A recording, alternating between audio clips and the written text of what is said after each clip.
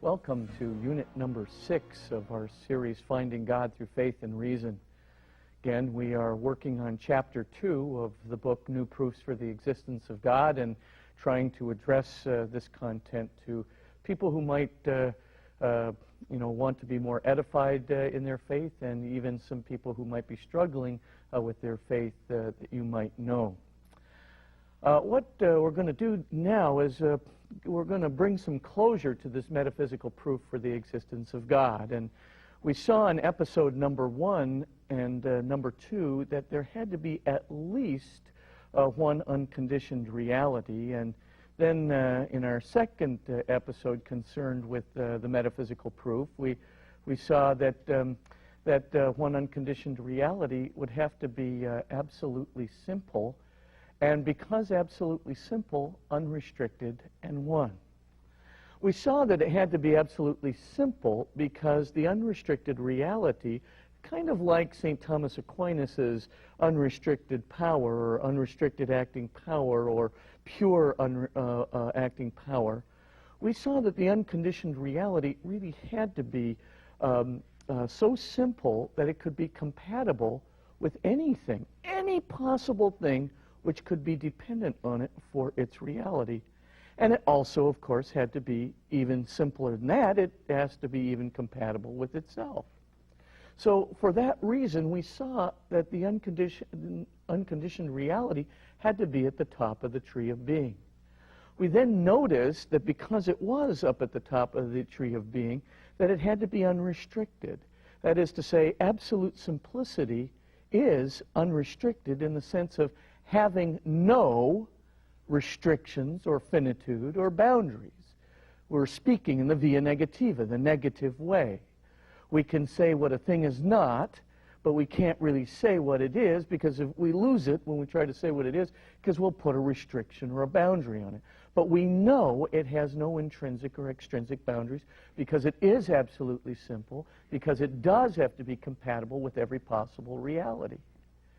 Now, then, we saw that that meant it also had to be one and only one.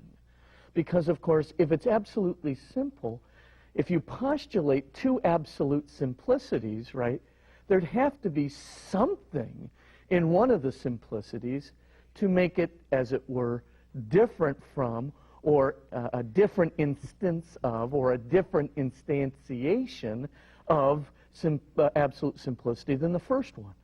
But whatever made it different, whatever made it a different instance, whatever made it a distinct instantiation of absolute simplicity, that couldn't be absolute simplicity. Because if it were absolute simplicity, then of course it would just be blended into the first act of absolute simplicity. All you'd have is undifferentiated absolute simplicity, which is one. But in point of fact, that's all you really do have.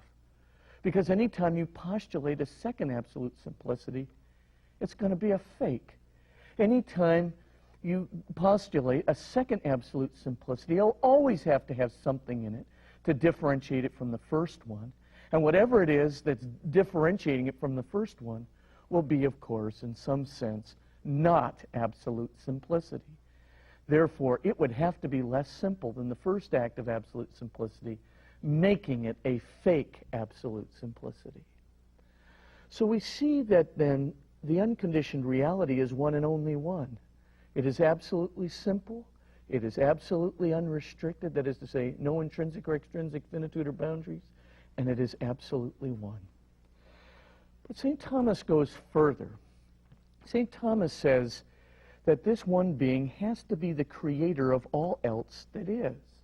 And not only the creator, but the continuous creator, if I might put it this way. The conserver, as it were, of all else that is. And the reason that St. Thomas says this is as follows. All we need to do is kind of go back to our very first unit. Let's just go back for a second to when we were talking about why there had to be at least one unconditioned reality. And remember when we were talking about that, we said, well, there were two things that we could have. We could have, you know, in all reality, you could have an unconditioned reality which had either a conditioned reality which had a finite number of dependencies, or a conditioned reality that had an infinite number of conditions or dependencies. Now let's just kind of take that straightforwardly for a second, and let's split it out. We know that for any conditioned reality, we know one thing from the very beginning. We know that it could not have an infinite number of conditions. That's the one thing we know from the beginning. For any conditioned reality, say a cat or a proton or whatever you like, that proton could not be dependent on an infinite number of conditions being fulfilled, because those conditions would not be fulfilled, in which case that proton would never come into existence. Okay, so we know that. So X that option out. You couldn't have infinite dependence. And then we said, therefore, you'd have to have finite dependence. You'd have to have then our cat or our proton would have to be dependent on a finite number of conditions being fulfilled. But if it were dependent on a finite number of conditions being fulfilled, then you'd have to have a last or a terminating condition. And if you had a last or a terminating condition, you have two options. Your last or terminating condition, why, it could be another conditioned reality, or it could be the unconditioned reality. Now, we already know the solution to this problem because we already saw it in step one. We know that the terminating or final condition below the quark somewhere, we know that that terminating condition could not be a conditioned reality. Why? Because if it were a conditioned reality, it would be a conditioned reality whose conditions were not fulfilled. And if it were a conditioned reality whose conditions were not fulfilled, then it would be nothing. And everything dependent on it would be nothing too.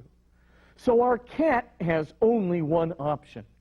Our cat has to be dependent on a finite number of conditions, which means it has a final or last condition, and we know what that final or last condition must be. It must be an unconditioned reality.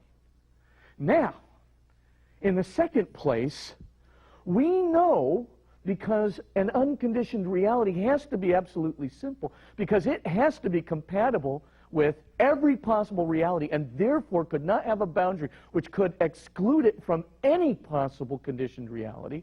Therefore, we know that that absolutely simple, which has to be unrestricted in the sense of no extrinsic or intrinsic boundaries, has to be absolutely one, and there can be therefore one and only one unconditioned reality, which must lie at the bottom of the finite number of conditions which every conditioned reality is dependent on.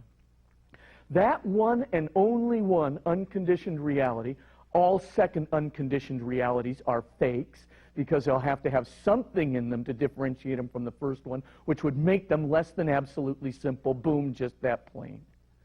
Now, that one unconditioned reality, just lying at the bottom then of that line, it has to lie. That one unconditioned reality, because there's only one in the set of all reality, that has to be then the unconditioned reality which grounds not just our hypothetical cat, it has to ground every single solitary thing in reality. It's really easy to see this. Why is that? It is so because, just take a look for a second here. Just think for a second, I've got the set of all reality. How many unconditioned realities do I have in the set of all reality? One and only one. Therefore, what else is everything else in reality? If I only have one unconditioned reality in the set of all reality, what then is the rest of the set of all reality?